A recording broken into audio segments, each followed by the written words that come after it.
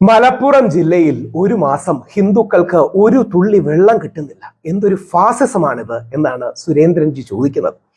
അദ്ദേഹത്തിന്റെ വാക്കുകൾ നമുക്കൊന്ന് കേൾക്കാം, എന്നിട്ട് ബഹുമാനപുരസരം അദ്ദേഹത്തെ വിമർശിക്കാം, അല്ലെങ്കിൽ അതിന്റെ സത്യം എന്താണ് എന്ന് നമുക്ക് നോക്കാം. അദ്ദേഹത്തിന്റെ വാക്കുകളിലേക്ക് ആദ്യം. മലപ്പുറം പല കാര്യങ്ങളിലും കേരളത്തിന്റെ മറ്റു ഭാഗത്തുള്ളതുപോലെയല്ല അവിടെ കാര്യങ്ങൾ നടക്കുന്നത്. നേരത്തെ തന്നെ ആശയമുള്ളതാണ്. നമ്മളിപ്പോ ശബരിമല വ്രത നോൽക്കുന്ന കാലത്ത് കടകളിലൊന്നും നിർബന്ധപൂർവം അവിടെ വെജിറ്റേറിയൻ കച്ചവടമേ നടത്താൻ പാടുള്ളൂ എന്ന് പറയാറില്ല. പക്ഷെ മലപ്പുറം ജില്ലയിൽ ഒരു മാസം ഒരു തുള്ളി വെള്ളം ഒരാൾക്ക് ലഭിക്കില്ല. എന്തൊരു ഫാസിസ്റ്റ് സമീപനമാണിത്.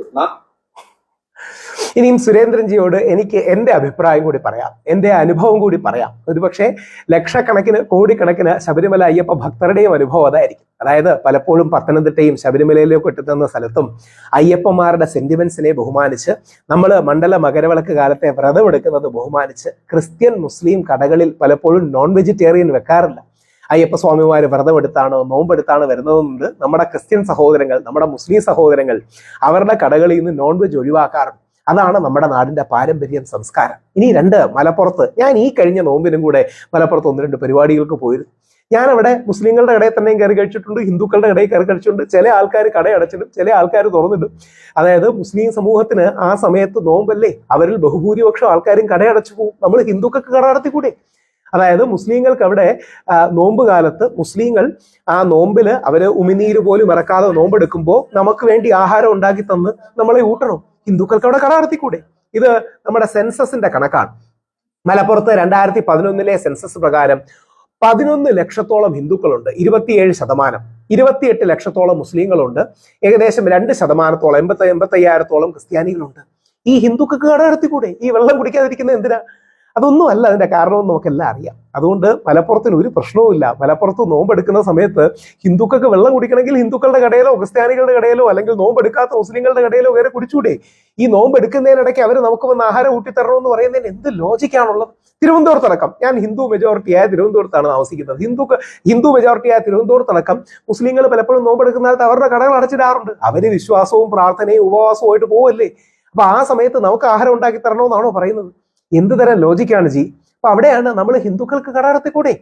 പകരം ഇതൊന്നും അല്ല എന്റെ ലോജിക്ക്. മലപ്പുറം ജില്ലയിൽ ഒരു തുള്ളി വെള്ളം പോലും കിട്ടുന്നില്ല, ഫാസിസമാണെന്ന് പറയുകയും ഹിന്ദുക്കൾ വെള്ളം കുടിക്കാതെ ജീവിക്കുക എന്ന് പറയുകയും ചെയ്തത് ഈ ശത്രുത ഉണ്ടാക്കാൻ വേണ്ടിയിട്ടാണ്. എന്തോ മലപ്പുറത്തിന് വലിയ പ്രശ്നം ഉണ്ടാക്കാൻ വേണ്ടിയിട്ടാണ്. അങ്ങനെ ഒന്നുമല്ല. അങ്ങനെയൊന്നും പറയുന്നതുകൊണ്ട് ഒരു അർത്ഥവുമില്ല. ഇനിയും വരുന്നൊരു ഹിന്ദു തലമുറ, അല്ലെങ്കിൽ ഓൾറെഡി ഉള്ള ഹിന്ദു തലമുറ, സോഷ്യൽ മീഡിയയും ഫേസ്ബുക്കും യൂട്യൂബും ഡിജിറ്റൽ മീഡിയയും ഒക്കെ ഉള്ള തലമുറ ഇതിന്റെ സത്യം ഈസി ആയിട്ട് മനസ്സിലാക്കില്ലേ? അവർക്കിതൊന്നും അന്വേഷിച്ചാൽ പോരെ? എത്രയോ കടകൾ അവിടെയുണ്ട്. ചില കടകൾ അടച്ചിടും, ചില കടകൾ തുറന്നിടും. എല്ലായിടത്തും അങ്ങനെയല്ലേ? അപ്പൊ നമ്മൾ ഏതെങ്കിലും കാശിക്കോ അല്ലെങ്കിൽ ശബരിമല വ്രതത്തിന് വേണ്ടിയോ മറ്റേതെങ്കിലും നമ്മുടെ ഉത്സവത്തിന് വേണ്ടി പോകുമ്പോൾ നമ്മൾ നമ്മുടെ കട അടച്ചിടും. ആ സമയത്ത് മുസ്ലിങ്ങൾ അവിടെ വരിക, ആഹാരം കഴിക്കുന്ന, അവർക്ക് ആഹാരം ഉണ്ടാക്കി കൊടുക്കുന്നതല്ലല്ലോ നമ്മുടെ പ്രയോറിറ്റി. അപ്പൊ ഇങ്ങനെയൊന്നും പറയല്ലോ സുരേന്ദ്രൻജി എന്ന് അദ്ദേഹത്തോട് താഴ്മയായി അപേക്ഷിക്കുന്നു. മലപ്പുറത്തിന് ഒരു പ്രശ്നവുമില്ല. പകരം പത്തനംതിട്ടയാണ് പ്രശ്നം. പത്തനംതിട്ട ഹിന്ദു ജനസംഖ്യ കുറഞ്ഞുകൊണ്ടിരിക്കുകയാണ്. ഓരോ വർഷവും ഹിന്ദുക്കളുടെ നമ്പർ കുറഞ്ഞുകൊണ്ടിരിക്കുകയാണ്. കുമ്പനാട് അടക്കമുള്ള പ്രദേശങ്ങൾ പ്രേത നഗരമായി മാറിക്കൊണ്ടിരിക്കുകയാണ്. നമ്മുടെ ഹിന്ദു ജനസംഖ്യ, ഒരു അമ്മയുടെ വയറ്റിൽ 2.1 കുട്ടികൾ ജനിക്കാത്തത് കാരണം ഫെർട്ടിലിറ്റി തകർന്നുകൊണ്ടിരിക്കുകയാണ്. ഇതൊക്കെയാണ് യഥാർത്ഥ പ്രശ്നം. ഓരോ തവണയും മലപ്പുറത്തെ കുറ്റം പറയുമ്പോൾ നമ്മൾ ഹിന്ദുക്കളുടെ യഥാർത്ഥ പ്രശ്നങ്ങൾ കാണാതെ പോവുകയാണ്. ഓരോ തവണയും ഇല്ലാത്ത കള്ളം നമ്മൾ മലപ്പുറത്തെക്കുറിച്ച് പറയുമ്പോൾ പത്തനംതിട്ടയും തിരുവനന്തപുരവും തിരുവിതാംകൂറിലും സംഭവിക്കുന്ന ഹിന്ദു തളർച്ചയും തകർച്ചയും നമ്മൾ കാണാതെ പോകാം. ഈ മുസ്ലിങ്ങൾക്ക് വേണ്ടി നമ്മൾ പറയുന്ന കള്ളം ഹിന്ദുക്കൾക്കാണ് തിരിച്ചടിക്കുന്നത് എന്ന തിരിച്ചറിവ് നമുക്കുണ്ടാകണം. ഹിന്ദുക്കളുടെ യഥാർത്ഥ പ്രശ്നങ്ങളായ വർദ്ധിച്ചു വരുന്ന ആത്മഹത്യ, കുടുംബഛിദ്രം അല്ലെങ്കിൽ കുടുംബ തകർച്ചകളുടെ കണക്ക്, അല്ലെങ്കിൽ നമ്മുടെ കുട്ടികൾ കുറയുന്നു എന്ന കണക്ക്, ഇതൊന്നും ശ്രദ്ധിക്കാതെ ഇല്ലാത്തൊരു കള്ളം പറഞ്ഞിട്ട് എന്താണ് കാര്യം? മലപ്പുറത്ത് ഒരു തുള്ളി വെള്ളം പോലും ഒരാൾക്ക് ഒരു മാസത്തിൽ കിട്ടുന്നില്ലെന്ന് പറഞ്ഞാൽ ആര് വിശ്വസിക്കാനാണ്? അപ്പൊ ഇതൊന്നുമല്ല, ഇങ്ങനെയല്ല നമ്മൾ ഹിന്ദു കാര്യങ്ങൾ ഡീൽ ചെയ്യേണ്ടത്. നമ്മൾ ഹിന്ദുക്കൾ കടന്നുറങ്ങണം അങ്ങനെയാണെങ്കിൽ.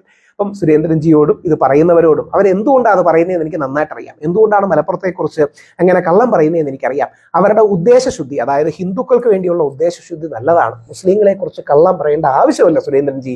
അല്ലെങ്കിൽ നമ്മുടെ സംഘത്തിലെയും BJP ആൾക്കാരോടുള്ള താഴ്മയായ അപേക്ഷ, മുസ്ലിങ്ങളെക്കുറിച്ചും മലപ്പുറത്തെക്കുറിച്ചും കള്ളം പറഞ്ഞുകൊണ്ടല്ല, ഹിന്ദുക്കളെക്കുറിച്ചും പത്തനംതിട്ടയെക്കുറിച്ചും തിരുവനന്തപുരത്തെക്കുറിച്ചും ഒക്കെ സത്യം പറഞ്ഞുകൊണ്ടാണ് നമ്മൾ ഹിന്ദുക്കളെ ഒന്നിപ്പിക്കേണ്ടതെന്ന് മാത്രം താഴ്മയായി അഭ്യർത്ഥിക്കും.